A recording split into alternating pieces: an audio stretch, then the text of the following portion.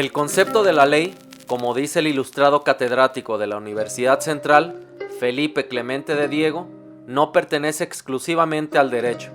En cuanto se habla de leyes extrañas al orden jurídico, leyes físicas por ejemplo, el concepto de ley es más extenso que el derecho.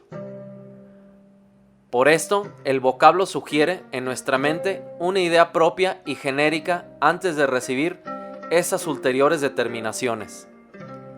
El angélico doctor de las escuelas, Santo Tomás de Aquino, nos dice que la palabra ley viene de ligando, porque el efecto propio de la ley es ligar u obligar, lo cual, como afirma el padre Suárez en su tratado De Legibus, está en consonancia con las Sagradas Escrituras, que llaman a las leyes vínculos.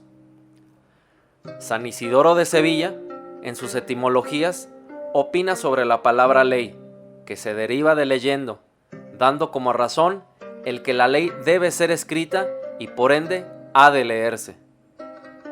Con San Agustín, creen que procede del verbo eligiendo, ya porque la ley ha de ser hecha mediante una prudente elección, ya porque ha de manifestar a cada uno lo que se ha de elegir. He aquí las palabras de Cicerón. Cuando esta razón se ha robustecido y desarrollado en la mente humana, es ley. En consecuencia de esto, entiende que la prudencia es una ley cuya eficacia consiste en mandarnos obrar bien y prohibirnos el mal. Extracto tomado del libro La filosofía de la ley según Santo Tomás de Aquino, por Juan Carreras y Arañó. Por lo tanto, la ley no es mero ordenamiento arbitrario o un brotar de las coyunturas en un clima democrático. La ley es un ordenamiento desde la razón en virtud del bien común. Tiene un ligar con la razón y con una verdad trascendental e inmutable. Esta ley debe ser proclamada e institucionalizada, sin perder de vista aquello por lo cual está orientada. La ley debe establecer una obligación, tanto moral como jurídica, buscando así también restablecer aquello de lo que ha sido privado, es decir, la justicia. Diría Santo Tomás de Aquino que la ley es cierta regla y medida de los actos. Encontramos esto en la Política de Aristóteles. Pero además de esto, tampoco es mejor dejar inmutables las leyes escritas, porque, como en las demás artes, también en la normativa política es imposible escribirlo todo exactamente, ya que es forzoso que lo escrito sea general y en la práctica son casos particulares. Es en situaciones como estas en donde la prudencia de la que habla Cicerón toma relevancia para la modificación de las leyes. Así, desde Aquino hasta los ius naturalistas y liberales clásicos, se concluye que la ley natural, que es ordenamiento racional para la justa medida al actuar, no debe ser cambiada. Por ejemplo, tenemos el caso de Frédéric Bastiat, que hace una importante síntesis política y filosófica, tomando como fundamento a la ley natural. Bastiat dice lo siguiente: ley pervertida, ley desviada de su objetivo legítimo y dirigida a un objetivo totalmente contrario.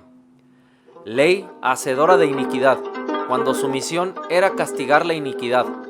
La ley es la organización colectiva del derecho individual de legítima defensa.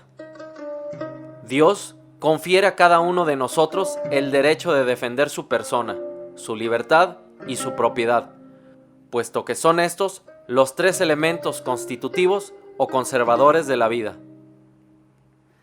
Del libro titulado La Ley, por Frédéric Bastiat. Sin el reconocimiento del valor sagrado que tiene la vida del ser humano, no se podría otorgar ningún otro derecho.